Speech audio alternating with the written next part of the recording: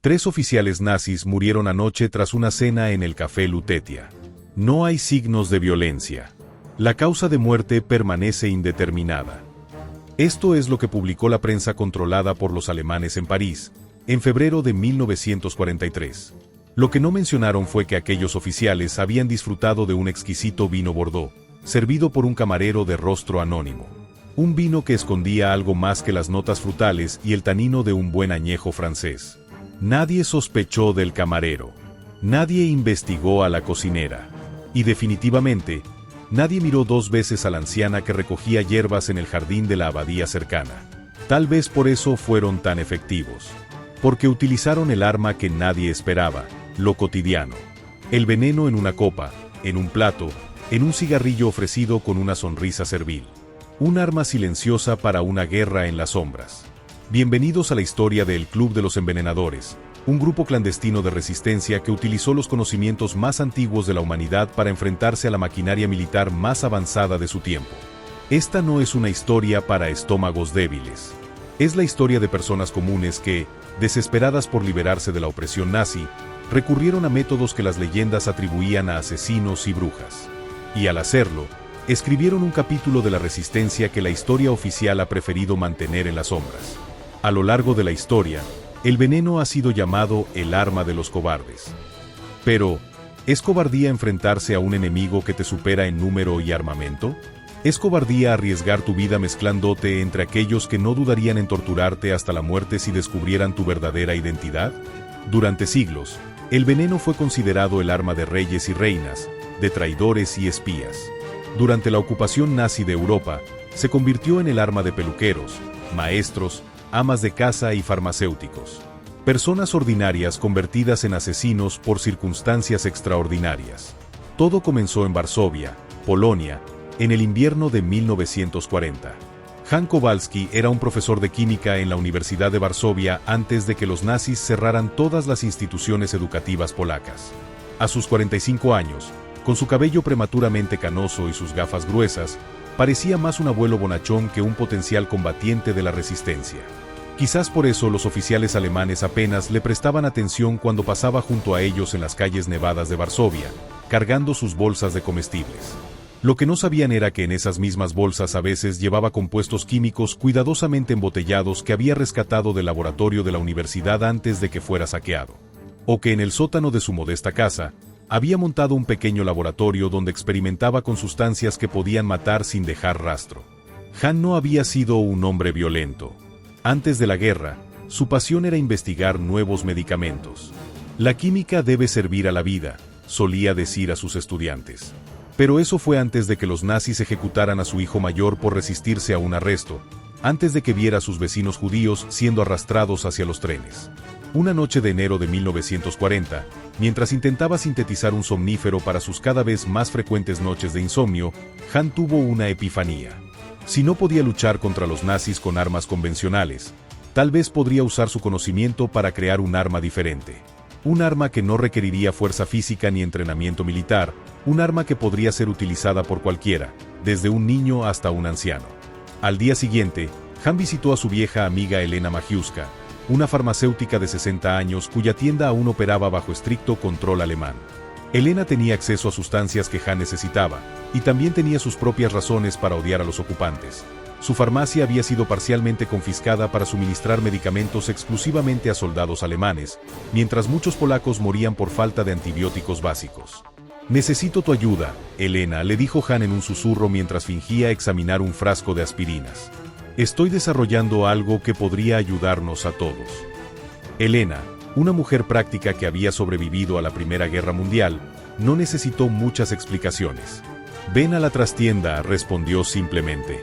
Esa conversación marcó el nacimiento de lo que más tarde se conocería como el Club de los Envenenadores, aunque ellos nunca usaron ese nombre. Se llamaban a sí mismos farmacéuticos, un código simple pero efectivo. Su primer medicamento fue un derivado del cianuro que podía mezclarse con alcohol sin alterar significativamente su sabor. El principal desafío no era crear el veneno. El verdadero reto era administrarlo. Necesitaban personas en posiciones estratégicas, con acceso a los alimentos y bebidas consumidos por oficiales alemanes. Y necesitaban absoluta discreción. Elena conocía a Marek Novak, un camarero de 30 años que trabajaba en un restaurante frecuentado por oficiales alemanes. Marek había sido un prometedor violinista antes de la guerra, hasta que un soldado alemán borracho le rompió 2 dedos por negarse a tocar una canción alemana. Ahora servía comidas con una sonrisa forzada mientras por dentro ardía de resentimiento. Han y Elena se acercaron a él con extrema cautela. En aquellos días, la paranoia era justificada. Los nazis habían infiltrado informantes en todos los niveles de la sociedad polaca. Un paso en falso significaba la muerte, no solo para ellos, sino para sus familias y seres queridos. ¿Estarías dispuesto a hacer algo más que servir comida a esos cerdos?, le preguntó Han después de varias semanas de conversaciones cautelosas que partían de temas inocuos. Marek no dudó. He soñado con escupir en sus platos cada día desde que llegaron, respondió. Pero supongo que tienes algo más efectivo en mente. Así, con un profesor, una farmacéutica y un camarero, comenzó la operación. Su primer objetivo fue un coronel de las SS conocido por su brutalidad hacia los civiles polacos. El coronel Otto Mueller tenía la costumbre de cenar solo cada viernes en el restaurante donde trabajaba Marek. Siempre pedía el mismo plato, chuleta de cerdo con patatas, y siempre bebía exactamente 2 copas de brandy después de la comida. El 15 de febrero de 1940, Mueller recibió su habitual servicio impecable. Marek le sirvió la chuleta, y luego el brandy, al que había añadido unas gotas del compuesto creado por Han. El coronel murió esa misma noche en su cama. El médico militar alemán dictaminó un ataque cardíaco, no del todo sorprendente dado los excesos gastronómicos y alcohólicos del coronel. Esta primera operación exitosa les dio confianza, pero también les hizo conscientes de los enormes riesgos y responsabilidades de sus acciones. No eran asesinos por naturaleza, y cada muerte pesaba en sus conciencias, por muy justificada que la consideraran. ¿Somos mejor que ellos?, preguntó Marek una noche, después de que hubieran eliminado a su tercer objetivo, un oficial de la Gestapo responsable de deportaciones. No estamos matando inocentes, respondió Elena con firmeza. Estamos ejecutando a criminales que de otro modo nunca enfrentarían justicia. Han permaneció en silencio por un momento antes de añadir, la diferencia es que ellos matan por ideología y poder. Nosotros lo hacemos por supervivencia. Durante los meses siguientes, el pequeño grupo refinó sus métodos y expandió cautelosamente su red. Anna Kowalska, la esposa de Han, comenzó a cultivar plantas venenosas en su pequeño jardín trasero, dedalera, belladona, cicuta. Plantas comunes que no levantaban sospechas pero que, procesadas adecuadamente, proporcionaban potentes toxinas. A través de conexiones con otros grupos de resistencia, reclutaron a más administradores, personas en posiciones para entregar el veneno. Una lavandera que atendía un hotel para oficiales alemanes, un barbero que afeitaba las mejillas de comandantes nazis, una joven empleada doméstica que limpiaba las oficinas de la administración alemana. Cada nuevo miembro era cuidadosamente investigado y pasaba por un periodo de prueba antes de ser plenamente aceptado. La seguridad era primordial. Han insistía en un sistema de células donde cada miembro solo conocía a 2 o 3 personas del grupo. Si alguien era capturado y torturado, el daño sería limitado. Para finales de 1940, los farmacéuticos habían eliminado a más de una docena de oficiales nazis de alto y medio rango en Varsovia. Los alemanes comenzaron a sospechar que algo inusual estaba ocurriendo, pero su primera suposición fue que se trataba de una enfermedad, posiblemente tifus, que estaba afectando a sus filas. Aumentaron las medidas sanitarias e incluso trajeron médicos desde Berlín para investigar. Esto obligó al grupo a ser aún más cauteloso y a diversificar sus métodos. Ya no podían confiar únicamente en venenos que provocaran síntomas similares a enfermedades conocidas. Necesitaban nuevos compuestos, nuevas formas de administración y nuevos objetivos. Fue entonces cuando el grupo dio un paso arriesgado. Decidieron extender sus operaciones más allá de Varsovia. Han contactó con antiguos colegas y estudiantes en Cracovia, Lublin y Lodz. Les envió instrucciones cifradas sobre cómo preparar los venenos, utilizando su conocimiento compartido de química como base para el código. Uno de estos contactos era el Dr. Tadeusz Brzezinski, un antiguo estudiante de Han que ahora trabajaba como médico en un hospital de Cracovia parcialmente requisado por los alemanes. Tadeusz tenía acceso a una variedad de medicamentos y productos químicos, y también trataba regularmente a oficiales alemanes heridos o enfermos. La expansión de la red trajo nuevos desafíos y peligros. La comunicación entre las células se volvió crítica y problemática. No podían usar el correo regular, que era monitoreado. Los mensajeros humanos eran vulnerables a controles aleatorios. Han desarrolló un sistema ingenioso utilizando anuncios personales en periódicos locales que parecían inocuos pero contenían instrucciones codificadas. Un anuncio que decía "Vendo piano Steinway de 1939, excelente estado, teclas marfil perfecto" indicaba que un nuevo lote de cianuro estaba disponible. Busco colección completa de Mozart, especialmente sinfonías 39 a 41 significaba que se necesitaban nuevos suministros en Cracovia. La operación se volvió más sofisticada. Ya no se limitaban a envenenar comida o bebida. Tadeusz comenzó a adulterar medicamentos destinados exclusivamente a oficiales alemanes. La lavandera impregnaba sutilmente los cuellos de las camisas de oficiales seleccionados con compuestos que causaban erupciones severas y, con exposición repetida, envenenamiento sistemático. En mayo de 1941, ocurrió su primer revés serio. Uno de sus objetivos, un oficial de las SS llamado Heinrich Wagner, notó un sabor extraño en su vino y obligó a la camarera, María Jankowska, a beber de su copa. María, sabiendo lo que contenía, intentó fingir que bebía, pero Wagner la obligó sujetándole la nuca. María murió esa misma noche, pero no antes de morder la mano de Wagner con tanta fuerza que le arrancó un trozo de carne, asegurándose de que él también ingiriera el veneno a través de la herida. La muerte de María conmocionó al grupo. Era su primera baja, y una dolorosa lección sobre los riesgos de su empresa.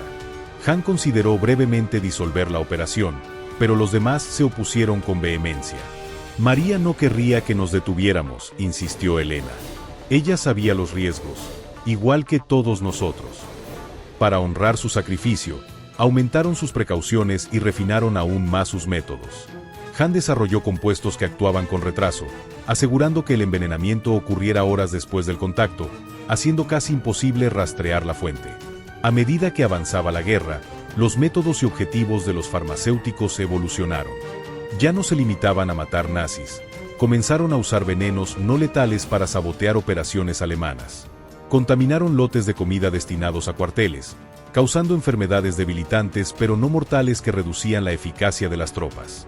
Adulteraron combustible almacenado, haciendo que los vehículos fallaran en momentos críticos. Para finales de 1941, su reputación había crecido entre otros grupos de resistencia. El término Club de los Envenenadores comenzó a circular como un susurro, un mito urbano que los propios miembros nunca confirmaron ni desmintieron. Para los nazis, se convirtió en un fantasma aterrador, una amenaza invisible que los hacía dudar antes de llevar comida o bebida a sus labios. En Berlín, la noticia de estas muertes inexplicables llegó hasta los más altos niveles.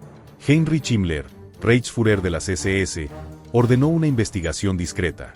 No quería crear pánico entre las tropas de ocupación, pero necesitaba detener a quien quiera que estuviera detrás de estas muertes. El SS Sturmbannführer Erich Köhler fue enviado a Varsovia con un equipo de investigadores y la orden explícita de resolver el misterio sin crear alarma pública. Köhler era diferente a muchos oficiales nazis.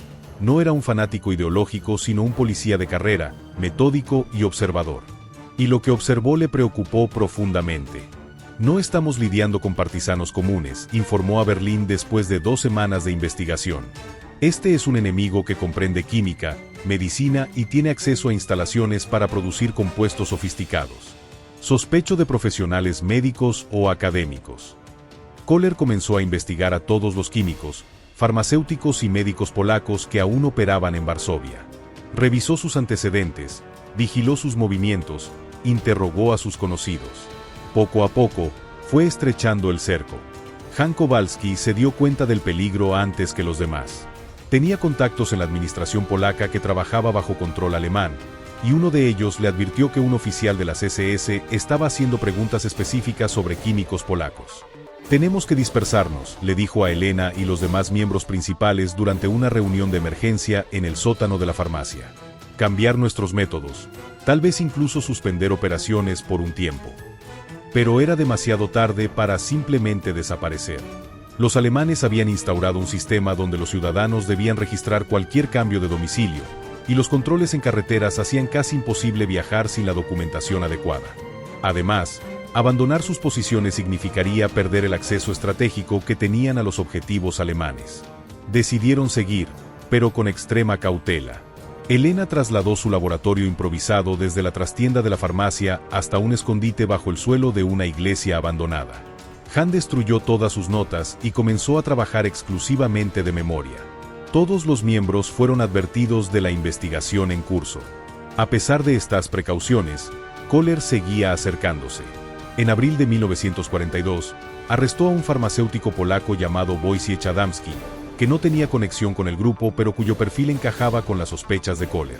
Adamski fue brutalmente interrogado durante días. Aunque no tenía información que dar, los métodos de la Gestapo eventualmente le arrancaron nombres de colegas y amigos, incluida Elena Majewska. Elena fue arrestada una mañana lluviosa mientras abría su farmacia. No opuso resistencia, sabía que eso solo empeoraría las cosas. Mientras la llevaban, logró hacer una señal a un niño que pasaba, un mensajero de la resistencia que reconoció el gesto como una alerta. El niño corrió a avisar a Han, quien inmediatamente activó sus protocolos de emergencia. Todos los miembros activos en Varsovia fueron notificados de suspender operaciones y destruir cualquier evidencia. Han mismo quemó los últimos componentes químicos que guardaba y se preparó para lo peor. Elena resistió el interrogatorio con sorprendente fortaleza para una mujer de su edad. Se apegó a la historia que habían preparado, que solo era una farmacéutica que intentaba sobrevivir a la ocupación, que no tenía interés en política ni en resistencia. Durante 3 días, soportó golpes, privación de sueño y amenazas constantes. Al 4.º día, Koller cambió de táctica. Le mostró fotos de niños polacos y le dijo que serían ejecutados si ella no cooperaba. No eran amenazas vacías. Los nazis habían demostrado repetidamente su voluntad de matar niños como represalia por acciones de resistencia. Elena sabía que tenía que dar algo a Koller para detener estas amenazas, pero no podía traicionar al grupo. Tomó una decisión calculada. Confesó ser parte de un pequeño grupo de resistencia que había envenenado a 2 oficiales alemanes, pero insistió en que el grupo había sido desmantelado meses atrás después de que varios miembros fueran reclutados para trabajo forzado en Alemania.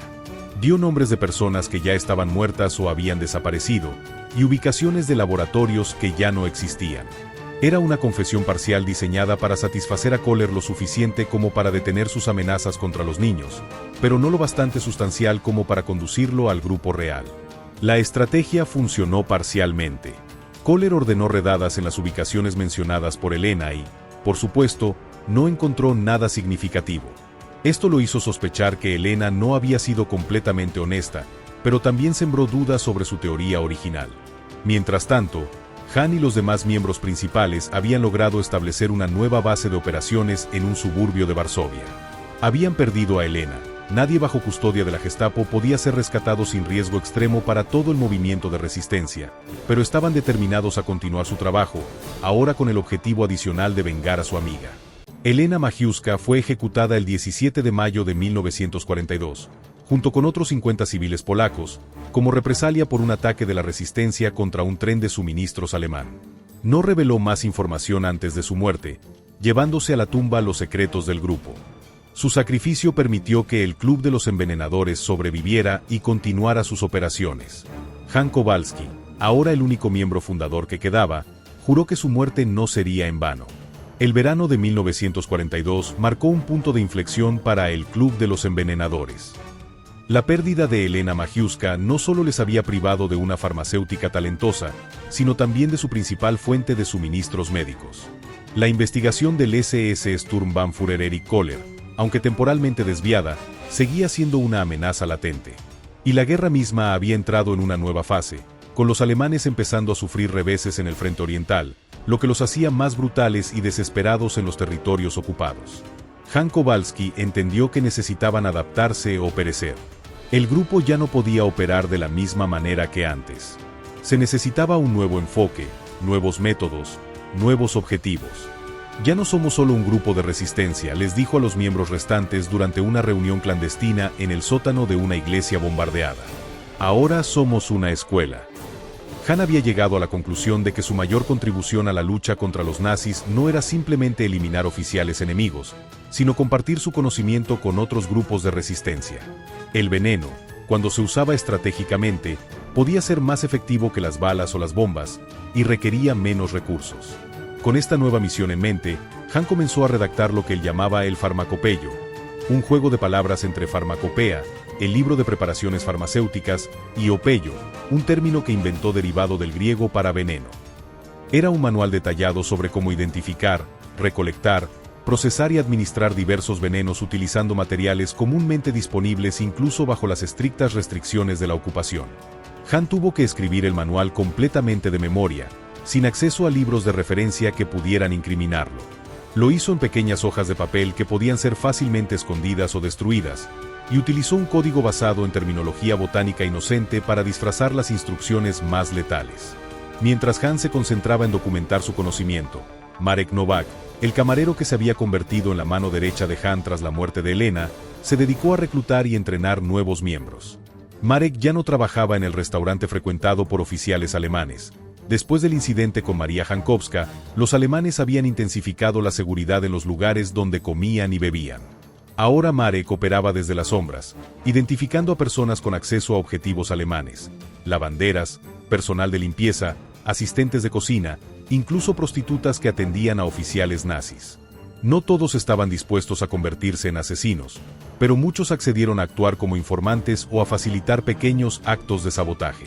Una de estas nuevas reclutas era Sofia Lewandowski, una joven de 22 años cuya belleza rubia y ojos azules la hacían parecer el ideal de la raza aria que tanto veneraban los nazis. Sofia había sido obligada a trabajar como intérprete para la administración alemana debido a su fluidez en alemán. Diariamente traducía documentos y conversaciones, fingiendo una lealtad que estaba lejos de sentir. Los padres de Sofia habían sido profesores universitarios, ejecutados en las primeras semanas de la ocupación por actividades subversivas, en realidad, por negarse a enseñar el currículo aprobado por los nazis. Desde entonces, Sofia había vivido con un único propósito: venganza. Cuando Marek la contactó a través de un amigo mutuo, Sofia no dudó en unirse. Su posición como intérprete le daba acceso a información valiosa y a oficiales de alto rango que rara vez se mezclaban con la población local. «Puedo hacer más que solo envenenarlos», le dijo a Marek durante su primera reunión secreta. «Puedo decirles dónde estarán, qué planes tienen, quién es vulnerable». Sofia se convirtió en un activo crucial. No solo proporcionaba inteligencia, sino que también aprovechaba su apariencia aria para moverse con relativa libertad por espacios controlados por alemanes. Pronto estaba desviando pequeñas cantidades de materiales de oficina, papel carbón, tintas, sellos, que el grupo utilizaba para falsificar documentos. Mientras tanto, en Cracovia, el Dr. Tadeusz Brzezinski había establecido su propia célula de farmacéuticos. Como médico en un hospital que trataba a oficiales alemanes heridos, tenía oportunidades únicas para su particular forma de resistencia. Tadeusz operaba con extrema sutileza. No todas sus víctimas morían. Muchas simplemente desarrollaban síntomas debilitantes que los mantenían fuera de servicio durante semanas o meses. Un oficial con disentería crónica no podía supervisar deportaciones. Un comandante con temblores misteriosos no podía firmar órdenes de ejecución. «A veces es mejor dejarlos vivir en miseria que darles una muerte rápida», le escribió a Hahn en un mensaje codificado. «Un nazi muerto es reemplazado inmediatamente. Un nazi enfermo consume recursos y desmoraliza a sus compañeros». Esta filosofía de sabotaje médico gradual se convirtió en una segunda estrategia para el grupo, complementando sus acciones más letales. Y tuvo un efecto insidioso en la moral alemana. Los oficiales comenzaron a desconfiar de los hospitales locales, prefiriendo sufrir dolores menores a arriesgarse a tratamientos que parecían empeorar misteriosamente sus condiciones. En el otoño de 1942, el grupo experimentó tanto éxitos como nuevos desafíos. La producción de venenos se había vuelto más difícil debido a la escasez generalizada causada por la guerra. Muchos productos químicos básicos estaban estrictamente controlados por los alemanes, y las plantas silvestres que Anna Kowalska solía cultivar eran menos abundantes tras un verano de sequía. Esto llevó a Hahn a explorar nuevas fuentes de toxinas. Investigó venenos derivados de animales, extracción de toxinas de sapos, concentración del veneno natural presente en ciertos insectos. Incluso experimentó con moho cultivado en condiciones específicas que producía potentes micotoxinas. Un descubrimiento particularmente útil fue un método para extraer ricina de las semillas de ricino, una planta ornamental común que los alemanes no habían restringido. La ricina resultó ser excepcionalmente letal en dosis minúsculas y lo más importante, extremadamente difícil de detectar en autopsias realizadas con la tecnología de la época. El trabajo de Hahn se volvió cada vez más sofisticado, pero también más peligroso. La manipulación de estas toxinas concentradas requería precauciones extremas. Un error, una gota derramada, podría significar su propia muerte. Trabajaba solo en estas preparaciones, negándose a poner en riesgo a otros miembros. Su esposa Anna a menudo le suplicaba que abandonara esta peligrosa tarea. «Ya has hecho suficiente», le decía. «Deja que otros continúen». Pero Han no podía detenerse. «Si todos decimos, ya hemos hecho suficiente, entonces los nazis ganan», respondía invariablemente. Esta dedicación inquebrantable inspiraba a los demás, pero también preocupaba a Marek, quien veía a Han trabajar hasta el agotamiento, arriesgándose cada vez más. Han había perdido peso, dormía poco, y a veces mostraba síntomas de exposición a los propios compuestos con los que trabajaba, temblores ocasionales en las manos, dolores de cabeza persistentes, visión borrosa. En diciembre de 1942, ocurrió un avance inesperado. Sofia Lewandowski, mientras traducía correspondencia oficial, descubrió que el SS Sturmbannführer Erich Köhler sería transferido a Francia. Aparentemente, su obsesión con el club de los envenenadores había irritado a sus superiores, quienes consideraban que estaba desperdiciando recursos en una amenaza exagerada. Antes de partir, Köhler organizaría una pequeña recepción de despedida para oficiales de alto rango en un hotel requisado en el centro de Varsovia. Sofia no solo sabía la fecha y ubicación exactas del evento, sino también el menú que se serviría, ya que había traducido las órdenes específicas enviadas al chef. Era una oportunidad sin precedentes. Eliminar a Köhler no solo vengaría a Elena, sino que también eliminaría a la única persona que realmente comprendía la naturaleza y alcance de su operación. Y hacerlo durante una reunión de altos oficiales podría desestabilizar significativamente la cadena de mando nazi en Varsovia. El grupo comenzó a planificar inmediatamente lo que sería su operación más ambiciosa hasta la fecha.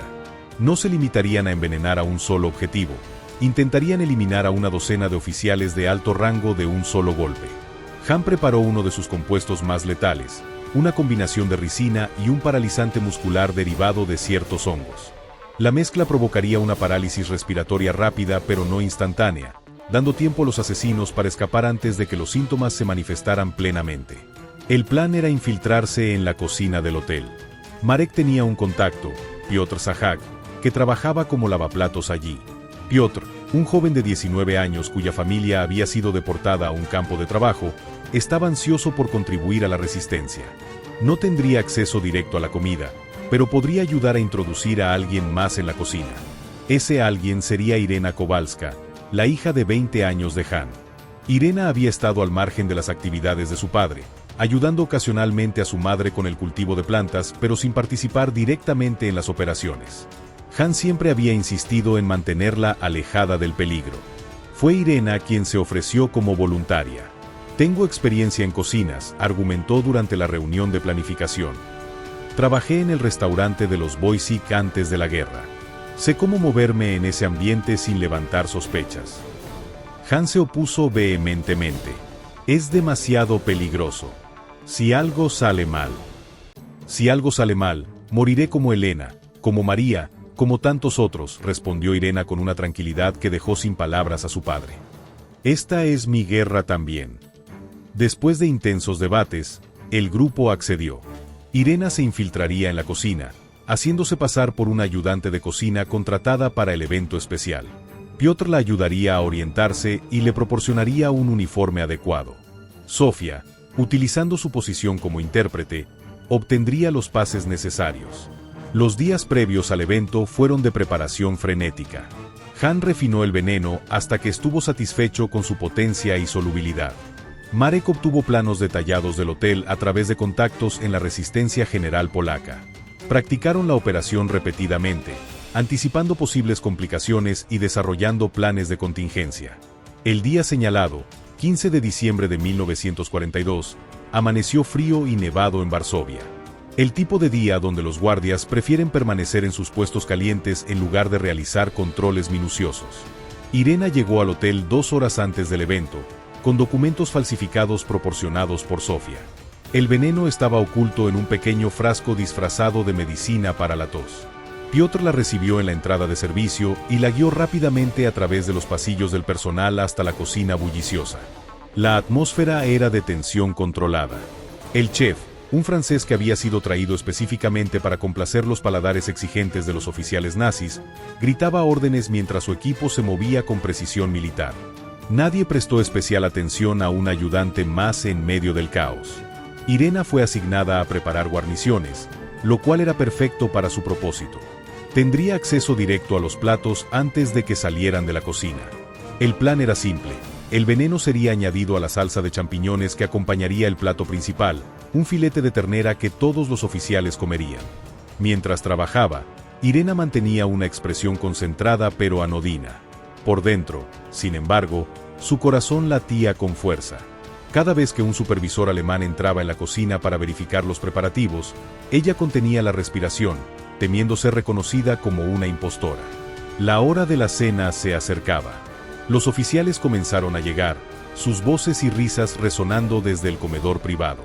Irena podía escuchar ocasionalmente fragmentos de conversación en alemán mientras las puertas de la cocina se abrían y cerraban. Finalmente llegó el momento. La salsa de champiñones estaba lista, burbujeando suavemente en una olla grande. El chef ordenó comenzar a servir. Irena, posicionada estratégicamente, esperó hasta que todos estuvieron distraídos con el emplatado. Con un movimiento fluido, sacó el pequeño frasco de su bolsillo y vertió su contenido en la olla, revolviendo rápidamente. Todo parecía ir según lo planeado. Los platos fueron preparados y los camareros comenzaron a llevarlos al comedor. Irena exhaló lentamente, permitiéndose un momento de alivio. Pero entonces ocurrió lo impensable. «¡Esperen!», gritó el chef repentinamente. «Esta salsa no está bien. Sabe diferente». El corazón de Irena se detuvo. El chef se acercó a la olla, tomó una cucharada pequeña y la acercó a sus labios.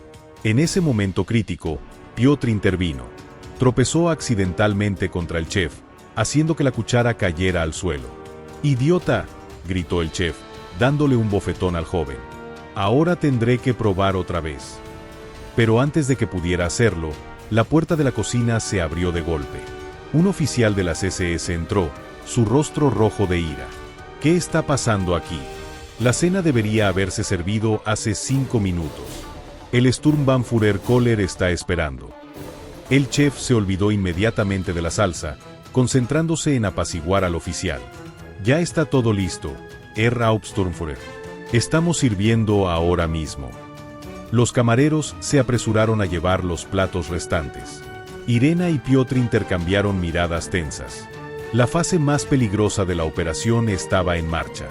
Según el plan, debían permanecer en la cocina otros 15 minutos, para no levantar sospechas con una salida apresurada, y luego marcharse tranquilamente.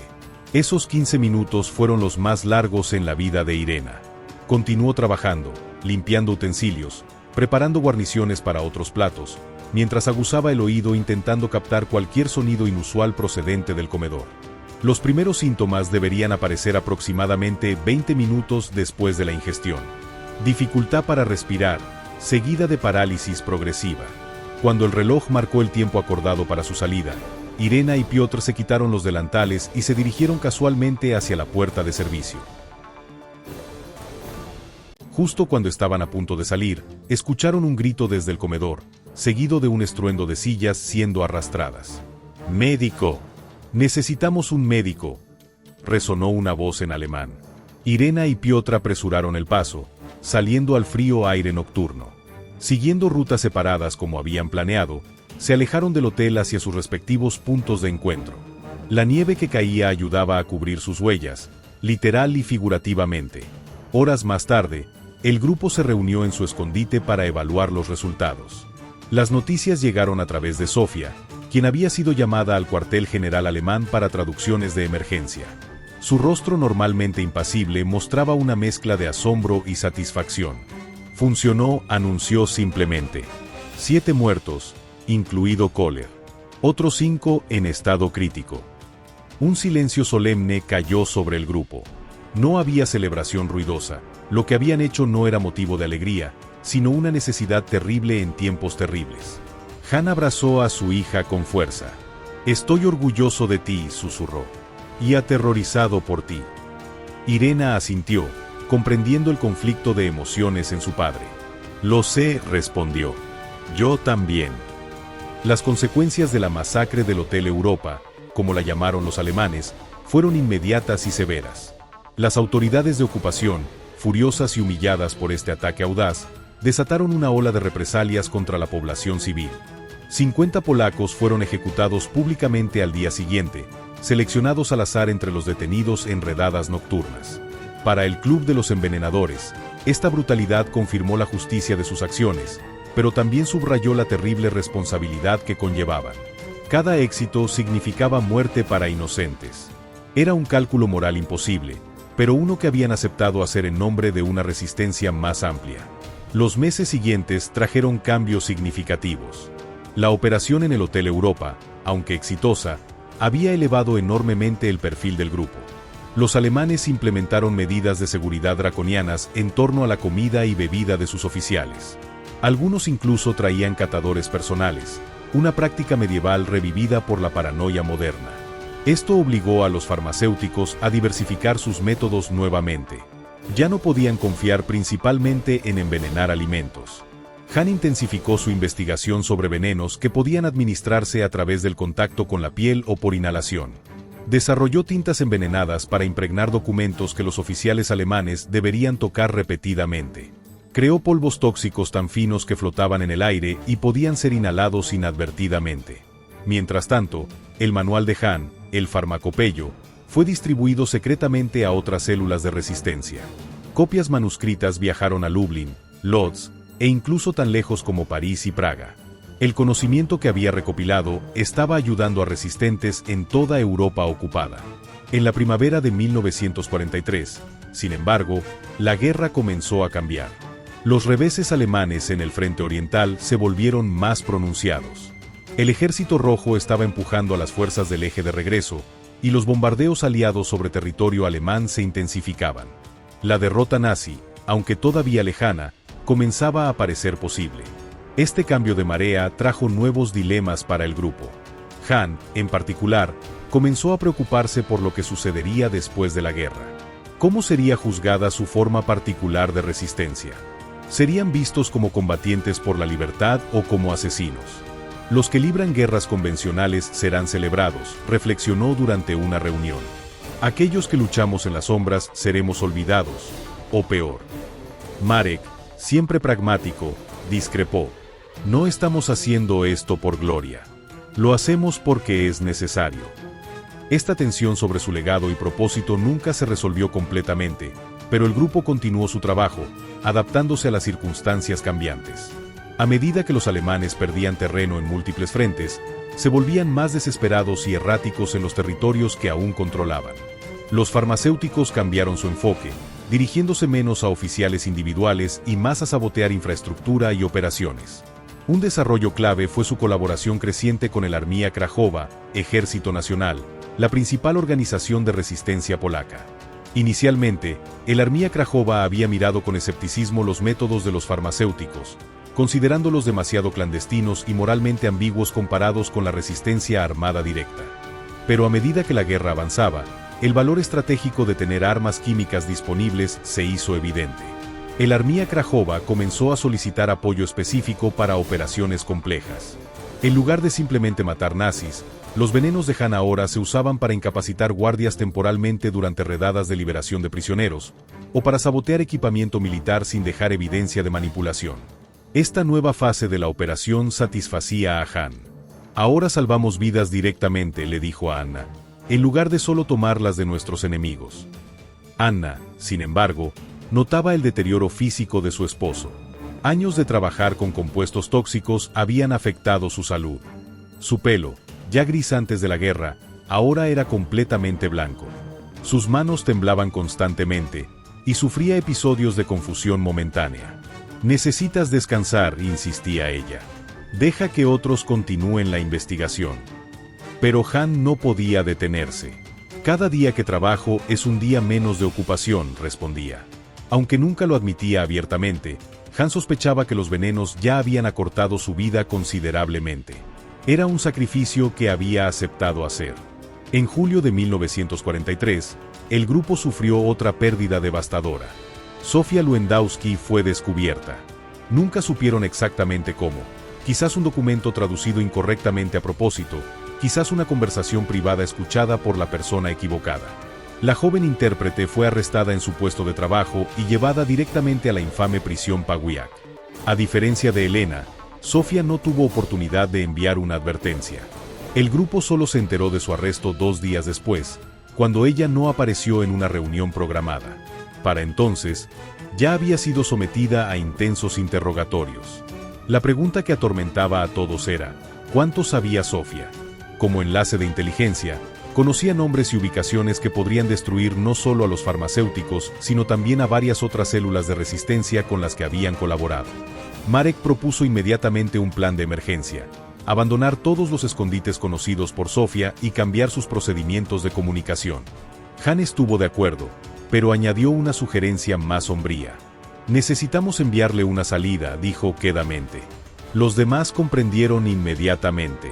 Una salida era una cápsula de veneno de acción rápida, el último recurso para agentes capturados.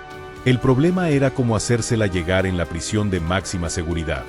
Irena, que había desarrollado un fuerte vínculo con Sofía, se ofreció para la peligrosa misión. «Puedo hacerme pasar por familiar de otro prisionero. Durante las visitas, encontraré la manera». Era un plan desesperado con pocas probabilidades de éxito, pero no tenían alternativas. Han preparó una cápsula especial, diseñada para ser escondida en el cabello o bajo la lengua. El veneno que contenía causaría una muerte rápida y relativamente indolora. El día siguiente, Irena se presentó en la prisión Pawiak. Vestida como una mujer mayor y con documentos falsificados a nombre de la tía de un prisionero político, logró pasar el primer control de seguridad. La confusión general durante las horas de visita, con docenas de familiares tratando de ver a sus seres queridos, jugaba a su favor. Sin embargo, nunca llegó a ver a Sofía. Mientras esperaba en una antesala, escuchó a 2 guardias alemanes hablar. «La intérprete ya no será un problema», dijo uno. Se lanzó contra la ventana durante el interrogatorio de esta mañana. 3 pisos de caída. Irena mantuvo su compostura, completó su falsa visita a otro prisionero y salió. Solo cuando estuvo segura de no ser seguida, permitió que las lágrimas fluyeran. Sofía se había quitado la vida antes que traicionar a sus compañeros. La muerte de Sofía afectó profundamente al grupo, pero especialmente a Irena. Las 2 jóvenes habían representado la nueva generación de farmacéuticos y habían desarrollado una amistad cercana a pesar de las circunstancias peligrosas. Irena juró continuar el trabajo de su amiga, asumiendo algunas de sus responsabilidades de inteligencia. Para entonces, el Club de los Envenenadores había evolucionado considerablemente desde sus inicios. Ya no era simplemente un pequeño grupo vengativo, se había convertido en una red sofisticada con conexiones en múltiples ciudades y colaboraciones con diversas facciones de resistencia. Sus métodos habían inspirado operaciones similares en Francia, Checoslovaquia y los Países Bajos. A finales de 1943, sin embargo, nuevos desafíos surgieron desde una dirección inesperada. El avance soviético hacia Polonia trajo consigo complicaciones políticas. El gobierno polaco en el exilio en Londres y los soviéticos tenían visiones muy diferentes para el futuro de Polonia después de la guerra. Estas tensiones se reflejaban en los diversos grupos de resistencia. El Armia Krajowa, leal al gobierno en el exilio, comenzó a prepararse no solo para derrotar a los alemanes, sino también para resistir una posible ocupación soviética posterior. Otros grupos, más alineados con ideologías comunistas, veían a los soviéticos como liberadores. Los farmacéuticos, con su enfoque pragmático en combatir a los nazis por cualquier medio necesario, habían colaborado con facciones de ambos lados. Esto los ponía en una posición políticamente complicada. Han, siempre consciente de la importancia de la independencia, insistió en que el grupo mantuviera distancia de estas disputas ideológicas. «Nuestro enemigo está claro, son los que ocupan nuestra tierra y matan a nuestro pueblo», declaró. «El resto se decidirá después de la liberación». No todos estaban de acuerdo con esta postura. Algunos miembros más jóvenes, incluyendo Piotr Sajak, se sentían atraídos por las promesas de igualdad social del comunismo. Otros, como Marek, compartían la desconfianza de la Armia Krajowa hacia los soviéticos. Estas tensiones amenazaban con fragmentar al grupo en un momento crítico de la guerra. Han, reconociendo el peligro, convocó una reunión general, algo que rara vez hacía por razones de seguridad, para abordar el problema. Lo que nos une es más fuerte que lo que nos divide, les recordó. Todos hemos perdido seres queridos. Todos hemos visto nuestra patria devastada. Y todos hemos elegido resistir, a nuestra manera particular. Su discurso apaciguó temporalmente las tensiones, pero era evidente que el final de la guerra, cuando quiera que llegara, traería nuevos conflictos que el grupo tendría que enfrentar. Mientras tanto, continuaron su trabajo. Los últimos meses de 1943 y principios de 1944 vieron algunas de sus operaciones más sofisticadas. Utilizando contactos en el sistema ferroviario, contaminaron selectivamente suministros médicos destinados a hospitales militares alemanes. No buscaban matar a los heridos, consideraban que eso cruzaba una línea moral, sino inutilizar antibióticos y otros medicamentos críticos, exacerbando la presión sobre el ya sobrecargado sistema médico alemán. También desarrollaron métodos para sabotear combustible y lubricantes, haciendo que vehículos y armas fallaran en momentos críticos. Estos actos de sabotaje, menos directamente letales que sus operaciones anteriores, tenían un impacto estratégico significativo en la capacidad operativa alemana. En abril de 1944, mientras los aliados se preparaban para el desembarco de Normandía y los soviéticos continuaban su avance desde el este, Hahn recibió información alarmante. El Gestapo había conectado finalmente varios incidentes y había identificado un patrón. Estaban cazando específicamente a lo que llamaban Giftmischer, mezcladores de veneno, y habían compilado descripciones parciales de varios miembros del grupo. Lo que hacía esta amenaza particularmente peligrosa era que estaba liderada por el SS Obersturmbannführer Wilhelm Stroop, el mismo oficial que había brutalmente aplastado el levantamiento del gueto de Varsovia un año antes. Stroop era conocido por su eficiencia despiadada y sus métodos brutales. Si alguien podía desmantelar el Club de los Envenenadores, era él. Hahn convocó una reunión de emergencia. Debemos considerar suspender operaciones, propuso, algo que nunca antes había contemplado. Al menos hasta que pase esta amenaza inmediata. Marek, sorprendentemente, estuvo de acuerdo. Han aprendido a buscar nuestros métodos específicos. Necesitamos tiempo para adaptarnos. Pero Irena y algunos de los miembros más jóvenes se opusieron vehementemente. ¿Suspender justo cuando los aliados están a punto de abrir un segundo frente? ¿Cuándo podríamos contribuir más?, argumentó Irena. No es el momento de retroceder, sino de intensificar nuestros esfuerzos. El debate fue intenso. Finalmente, llegaron a un compromiso. Las operaciones directas de envenenamiento se suspenderían temporalmente, pero continuarían con el trabajo de inteligencia y apoyo a otros grupos de resistencia. Hahn también aceleraría la producción y distribución de su manual, asegurando que su conocimiento sobreviviera incluso si el grupo original era capturado. Durante las semanas siguientes, Hahn trabajó incansablemente en completar el farmacopeyo. Su salud continuaba deteriorándose, pero se negaba a descansar. «Este será mi legado», le dijo Anna una noche. «Cuando ya no esté, otros continuarán lo que comenzamos». Anna, quien había sido su apoyo constante a través de los años de ocupación, lo abrazó en silencio. Ambos sabían que el tiempo se acortaba, no solo para la ocupación nazi, sino posiblemente también para Hahn. El 1 de junio de 1944, 5 días antes del desembarco de Normandía, Hahn finalizó su manual. Contenía todo su conocimiento, fórmulas para docenas de venenos, métodos de extracción, técnicas de administración, precauciones de seguridad. Era un compendio completo de su mortífera experiencia, escrito en lenguaje simple que cualquier persona con conocimientos básicos de química podría seguir. Esa misma noche, sintió un dolor agudo en el pecho. Al principio intentó ignorarlo, atribuyéndolo al estrés y fatiga. Pero cuando comenzó a tener dificultad para respirar, Anna insistió en llamar al Dr. Brzezinski, quien había regresado temporalmente a Varsovia. El diagnóstico del médico fue sombrío. «Tu corazón está fallando, Hahn. Años de exposición a toxinas han causado daños irreparables». Hahn asintió, como si confirmara algo que ya sabía. «¿Cuánto tiempo?» «Semanas, tal vez un mes», respondió Tadeusz con honestidad brutal. «Podrías durar más con reposo absoluto, pero...» «No hay tiempo para descansar», concluyó Hahn. «Hay demasiado trabajo por hacer». En los días siguientes, a pesar del dolor constante y la debilidad creciente, Hahn organizó la distribución de su manual y preparó al grupo para continuar sin él. Nombró a Marek e Irena como líderes conjuntos, confiando en que la experiencia del primero complementaría el entusiasmo innovador de la segunda. El 6 de junio llegaron noticias del desembarco de Normandía. El grupo se reunió en su escondite para escuchar los informes en una radio clandestina. A pesar de la información fragmentada, era claro que los aliados habían establecido una cabeza de playa en Francia.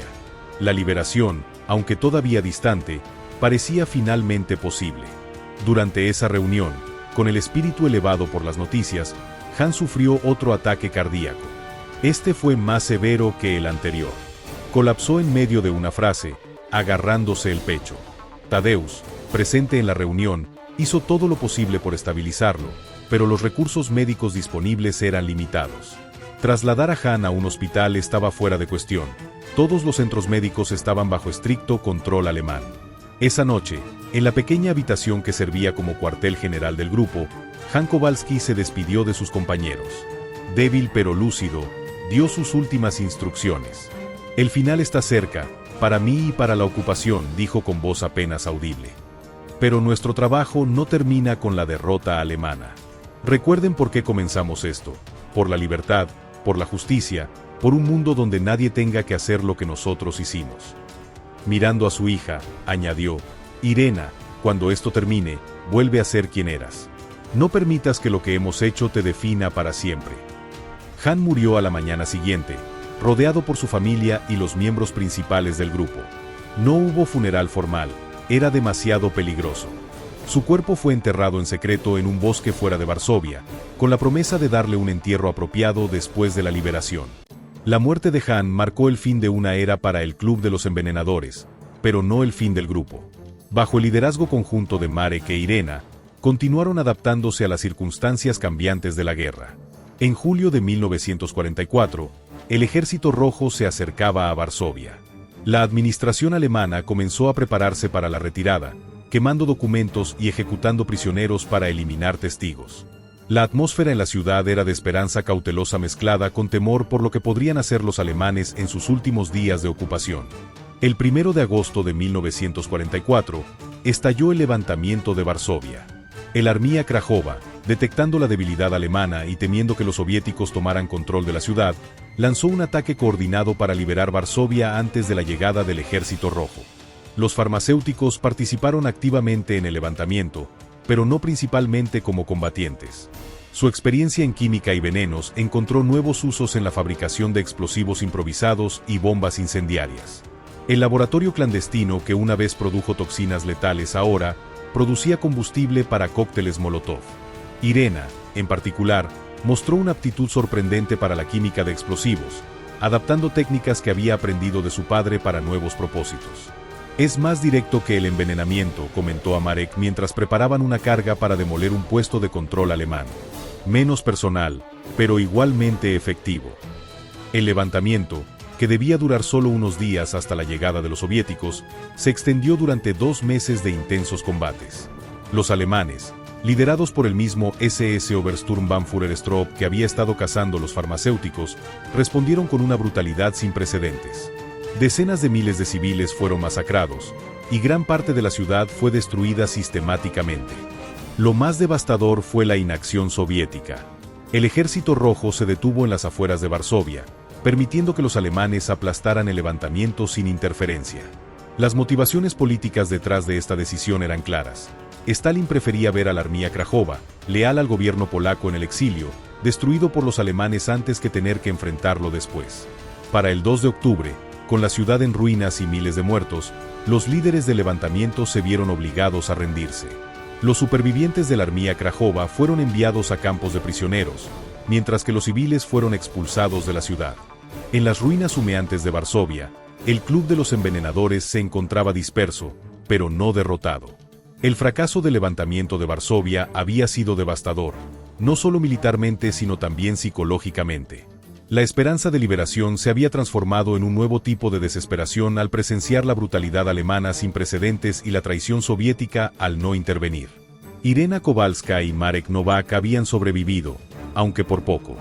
Durante los últimos días del levantamiento, se habían escondido en un sótano parcialmente derrumbado, subsistiendo con agua contaminada y restos de comida mientras las fuerzas alemanas pacificaban sistemáticamente cada sector de la ciudad. Cuando finalmente emergieron a una Varsovia irreconocible, Lo hicieron separadamente, mezclándose con las columnas de civiles expulsados. La ciudad que habían defendido ya no existía. Bloques enteros habían sido reducidos a escombros. Los alemanes estaban demoliendo metódicamente los edificios restantes, cumpliendo la orden de Hitler de borrar Varsovia del mapa como ejemplo para cualquier otra ciudad que considerara rebelarse.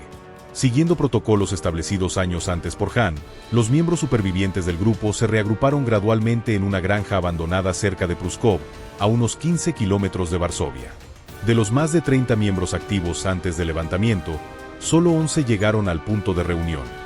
Entre los ausentes estaba Anna Kowalska, la esposa de Hahn, quien había sido vista por última vez ayudando a evacuar un hospital improvisado durante los bombardeos finales. El grupo que se reunió en esa granja fría y desolada era una sombra de la organización que alguna vez habían sido. Estaban agotados, traumatizados y, por primera vez desde el inicio de su resistencia, algunos cuestionaban el propósito de continuar. ¿De qué ha servido todo nuestro trabajo?, preguntó Piotr Zahak, quien había perdido un ojo durante los combates. ¿Los oficiales que eliminamos? ¿Los sabotajes? Al final, igual destruyeron nuestra ciudad y masacraron a nuestro pueblo. Era una pregunta que resonaba en todos ellos. El propósito y la justificación moral que habían sostenido sus acciones durante 4 años de ocupación parecían ahora insuficientes frente a la magnitud de la destrucción. Fue Irena quien respondió, con una voz que había madurado mucho más allá de sus años. Pregúntale a cada familia que pudo escapar porque incapacitamos a un comandante que habría ordenado su ejecución. Pregunta a los prisioneros que pudieron ser liberados porque saboteamos los transportes. No luchamos para ganar toda la guerra por nuestra cuenta. Luchamos para salvar lo que pudimos, a quienes pudimos, cuando pudimos. Sus palabras restablecieron un propósito compartido, pero la pregunta práctica permanecía: ¿cómo continuar? La red de contactos e informantes que habían construido estaba desmantelada. Sus escondites y laboratorios en Varsovia habían sido destruidos. Incluso sus objetivos habían cambiado, con la administración alemana reorganizándose tras la evacuación de la ciudad. Marek, siempre el estratega pragmático, propuso un cambio fundamental de táctica. Varsovia ya no es nuestro campo de batalla, dijo. Los alemanes están retrocediendo en todos los frentes. Pronto se retirarán completamente de Polonia. Debemos mirar hacia el futuro. ¿Qué futuro?, preguntó Tadeusz Brzezinski, quien había envejecido décadas en los últimos meses. El que nos impongan los soviéticos. La pregunta tocaba la preocupación central que muchos polacos enfrentaban en ese momento. La liberación del yugo nazi parecía que vendría acompañada de una nueva ocupación desde el este. Las noticias de las zonas ya liberadas por los soviéticos eran inquietantes. Arrestos de miembros de la Armia Krajova, imposición de autoridades comunistas, deportaciones a Siberia. No estoy sugiriendo que dejemos de luchar, aclaró Marek, sino que cambiemos nuestro enfoque. Ya no somos solo una organización antinazi. Somos guardianes del conocimiento que Hahn nos dejó. Conocimiento que podría ser vital para la siguiente fase de nuestra lucha por la independencia.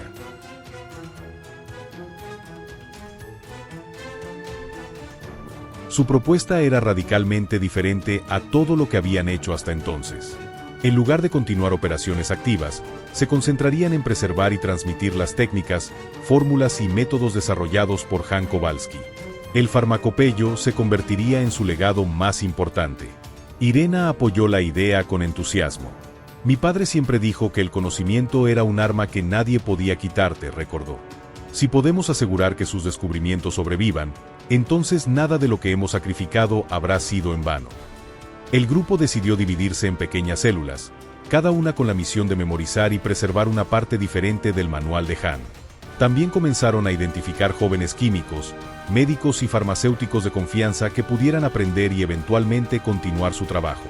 Este nuevo enfoque tenía riesgos propios. El conocimiento que poseían era extremadamente peligroso en las manos equivocadas. Cada nuevo recluta potencial tenía que ser evaluado no solo por su lealtad, sino también por su integridad moral y su capacidad para comprender las implicaciones éticas de lo que aprenderían. Irena desarrolló un proceso de selección riguroso. Los candidatos pasaban por múltiples entrevistas, a menudo sin saber exactamente para qué estaban siendo considerados. Se investigaban sus antecedentes, sus relaciones, sus reacciones durante la ocupación. Solo aquellos que demostraban una combinación de resistencia moral, inteligencia y discreción eran finalmente admitidos a los niveles básicos del conocimiento. Mientras tanto, la guerra continuaba. El invierno de 1944 a 45 fue especialmente duro en Polonia, con escasez crítica de alimentos, combustible y medicinas. Los alemanes, aunque en retirada, seguían cometiendo atrocidades, ahora con la desesperación de quienes saben que han perdido pero buscan infligir el máximo daño posible antes de su derrota final. En estas circunstancias, el grupo ocasionalmente regresaba a sus métodos originales. Cuando un oficial de las SS particularmente brutal comenzó a ejecutar civiles en Pruszków como represalia por supuestos actos de sabotaje, Marek personalmente se infiltró en su cuartel y administró una dosis letal de ricina en su coñac nocturno. Algunas personas simplemente no merecen vivir lo suficiente para enfrentar un juicio, dijo después, con la fría certeza de alguien que había visto demasiadas atrocidades quedar impunes. A principios de 1945, la ofensiva soviética de invierno llevó al Ejército Rojo profundamente en territorio polaco. Los alemanes se retiraban en desorden, a menudo cometiendo crímenes horrendos durante su huida. El grupo, ahora operando desde múltiples ubicaciones en la región central de Polonia, se encontró en una situación compleja. Por un lado, los soviéticos eran técnicamente aliados contra los nazis. Por otro, ya había señales claras de que la liberación soviética traería su propia forma de opresión. Miembros de la Armia Krajowa y otras organizaciones de resistencia pro-occidentales estaban siendo arrestados por el NKVD, la policía secreta soviética, bajo acusaciones de colaboracionismo o actividades antisoviéticas. Nos enfrentamos a un nuevo tipo de ocupación, advirtió Tadeusz durante una reunión clandestina. Una que se presentará como liberación, pero que buscará eliminar a cualquiera que defienda una Polonia verdaderamente independiente. Esta evaluación resultó profética. A medida que los soviéticos establecían su control, comenzaron a desmantelar sistemáticamente las estructuras de resistencia que habían luchado contra los nazis durante años. El NKVD tenía listas de nombres, proporcionadas en parte por comunistas polacos que habían identificado a miembros de organizaciones como el Armia Krajowa. Para el Club de los Envenenadores, esto presentaba un dilema moral incluso más complejo que el enfrentado durante la ocupación nazi. Los soviéticos, a diferencia de los nazis, no estaban implementando un programa de exterminio racial. Venían como aliados, como liberadores. Atacarlos significaría una guerra civil de facto, con polacos luchando contra polacos apoyados por soviéticos. En una tensa reunión en marzo de 1945, con las fuerzas soviéticas ya controlando la mayor parte de Polonia y la derrota final nazi solo cuestión de tiempo, el grupo debatió su futuro. No podemos simplemente comenzar a envenenar rusos como hicimos con los alemanes, argumentó Irena. La situación es fundamentalmente diferente. ¿Lo es?, cuestionó Marek. Una ocupación extranjera es una ocupación extranjera, sin importar bajo qué bandera. Tadeusz, quien había tratado a muchos soldados soviéticos heridos, ofreció una perspectiva matizada. Los soldados comunes no son el problema. Son los oficiales del NKVD, los comisarios políticos, los que están cazando a nuestros compatriotas. La discusión continuó durante horas, reflejando divisiones similares que ocurrían en toda Polonia. Finalmente, llegaron a un consenso. No iniciarían operaciones ofensivas contra los soviéticos, pero mantendrían su organización y conocimiento intactos, preparados para defender a aquellos que fueran injustamente perseguidos. También acordaron un principio fundamental. Cualquier acción futura requeriría evidencia clara de crímenes específicos contra civiles polacos. No atacarían basándose en ideología o afiliación, sino solo en respuesta a actos concretos de brutalidad o injusticia. Esta postura moderada desagradó a algunos miembros más jóvenes, que veían a los soviéticos como simplemente el siguiente invasor a resistir. Dos de ellos, incluido Piotr Sahak, dejaron el grupo para unirse a organizaciones más militantes que estaban preparándose para una resistencia armada contra el régimen respaldado por los soviéticos. Para mayo de 1945, la guerra en Europa había terminado oficialmente con la rendición incondicional de Alemania. En Varsovia, donde ya se habían iniciado trabajos de reconstrucción limitados bajo supervisión soviética, se organizaron celebraciones públicas. Pero eran celebraciones con un trasfondo de incertidumbre y temor. Los miembros del Club de los Envenenadores observaban estos eventos con emociones mixtas. La derrota del nazismo, por la que habían luchado y sacrificado tanto, era ciertamente causa de alegría. Pero el futuro de Polonia bajo influencia soviética prometía nuevas luchas. Irena Kowalska, ahora de 23 años pero con la mirada de alguien que había vivido varias vidas, visitó las ruinas de Varsovia poco después del día de la victoria. Entre los escombros de lo que había sido su hogar familiar, encontró una pequeña caja metálica que su padre había enterrado en el jardín. Contenía fotografías familiares, algunos documentos personales y una nota escrita por Han poco antes de su muerte. A quien encuentre esto, decía la nota. Si eres mi hija o alguien que me conoció, recuerda esto. Lo que hicimos, lo hicimos porque no teníamos alternativa. Pero un mundo donde tales acciones son necesarias es un mundo fallido. Trabaja por un futuro donde nadie tenga que convertirse en lo que nosotros nos convertimos. Esas palabras cristalizaron algo que Irena había estado sintiendo durante meses. La misión original de los farmacéuticos había concluido con la derrota nazi. Su nueva misión no podía ser simplemente replicar los mismos métodos contra un nuevo ocupante. Tenía que ser algo más, algo que honrara el sacrificio de todos los que habían muerto pero que mirara hacia un futuro diferente. En junio de 1945, convocó una reunión final del núcleo original del grupo. Solo 6 personas asistieron: Irena, Marek, Tadeusz y 3 operativos más que habían sobrevivido desde los primeros días. Se reunieron en una cabaña de pescadores junto al río Vístula, lejos de ojos curiosos.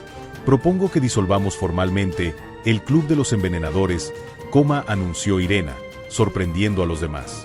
No para abandonar nuestra lucha, sino para transformarla. Su propuesta era radical pero considerada. El conocimiento que habían acumulado, las técnicas de envenenamiento, los métodos de sabotaje químico, las fórmulas desarrolladas por Han, sería preservado pero sellado, como un último recurso contra una tiranía extrema. Mientras tanto, reorientarían sus habilidades y experiencia hacia la reconstrucción. Mi padre era químico antes de convertirse en envenenador, recordó Irena. Tadeusz era médico antes de administrar toxinas a oficiales nazis. Todos teníamos vidas, habilidades y sueños antes de la guerra. Propongo que regresemos a esos sueños, pero llevando con nosotros las lecciones que hemos aprendido. Marek, quien había sido el más militante del grupo durante años, sorprendentemente apoyó la propuesta. He matado a suficientes hombres para varias vidas, dijo quedamente. Quizás es tiempo de ver qué se siente construir en lugar de destruir. La decisión no fue unánime, pero la mayoría acordó seguir el plan de Irena. El Club de los Envenenadores como organización activa llegó a su fin ese día, pero su legado continuaría de formas que ninguno de ellos podría haber anticipado. En los años siguientes, mientras Polonia se ajustaba a la realidad de ser un estado satélite soviético, los antiguos miembros del grupo siguieron caminos divergentes pero conectados. Irena Kowalska, utilizando conocimientos químicos heredados de su padre, completó su educación y se convirtió en farmacéutica. Especializada en toxicología, dedicó su carrera a desarrollar antídotos y tratamientos para envenenamientos accidentales. Nunca se casó, pero adoptó a 2 huérfanos de guerra a quienes crió como propios. Marek Novak, con su experiencia en operaciones clandestinas, se unió a redes que ayudaban a disidentes políticos a escapar a Occidente. Utilizando muchas de las técnicas de encubrimiento y comunicación secreta desarrolladas durante la guerra, facilitó la fuga de docenas de intelectuales, artistas y activistas que de otra forma habrían enfrentado persecución bajo el régimen comunista. Tadeusz Brzezinski regresó a la práctica médica, especializándose en tratar a sobrevivientes de campos de concentración y víctimas de tortura. Sus investigaciones sobre los efectos psicológicos del trauma extremo ayudaron a establecer algunos de los primeros protocolos para lo que más tarde se conocería como trastorno de estrés postraumático. Otros exmiembros se dispersaron por toda Polonia y más allá, llevando con ellos fragmentos del conocimiento de Han, pero también su advertencia sobre la responsabilidad que conllevaba ese conocimiento. El farmacopeyo completo fue dividido en secciones y escondido en múltiples ubicaciones, con un sistema elaborado de claves y contraseñas necesarias para recuperarlo en su totalidad. Este sistema de seguridad aseguraba que el conocimiento más peligroso no pudiera ser utilizado por individuos aislados o con propósitos egoístas. A lo largo de las décadas de Guerra Fría, hubo momentos de crisis donde antiguos miembros consideraron reactivar sus métodos. Durante la represión de protestas en 1956, y nuevamente durante la ley marcial impuesta para aplastar Solidaridad en 1981, pequeños grupos se reunieron para discutir si había llegado el momento de recurrir nuevamente a sus habilidades especiales. Cada vez, sin embargo, prevaleció la cautela. La violencia química, con su naturaleza insidiosa y potencial para daños colaterales, se mantuvo como un último recurso que nunca llegó a implementarse. En cambio, muchos exmiembros apoyaron formas no violentas de resistencia que eventualmente contribuirían a la caída pacífica del comunismo en Polonia. Lo que quedó, sin embargo, fue el mito. A pesar de los esfuerzos por mantener sus actividades en secreto, rumores sobre el Club de los Envenenadores comenzaron a circular en los años de posguerra.